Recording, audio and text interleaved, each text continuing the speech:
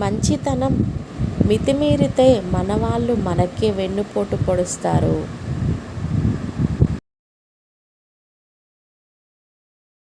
బంధాల్లో మనుషులు చేసే అతిపెద్ద తప్పులేంటో తెలుసా? వినేది సగం, అర్థం చేసుకునేది పావు వంతు, ఆలోచించడం సున్నా, రియాక్షన్ మాత్రం 200%. ఇంకా బంధాలు ఎక్కడ నిలబడతాయి? నారద ముని ఒకసారి శ్రీకృష్ణుని అడిగాడు, ప్రభు, ఈ మనుషులంతా ఎల్లప్పుడూ దుఃఖంలో ఎందుకుంటున్నారు?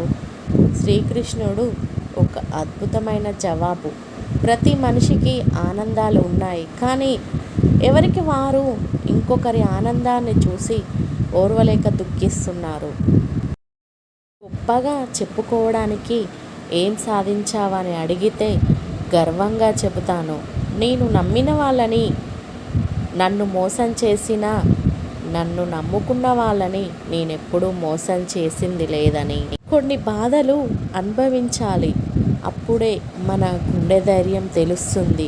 కొన్ని మాటలు భరించాలి, అప్పుడే మన సహనం విలువ తెలుస్తుంది.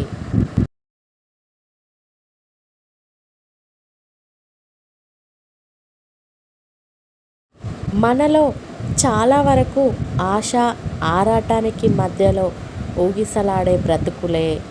ఇక ఎప్పటికీ ఆశ తీరదు, తీరుతుంది అనే ఆరాటము చావదు.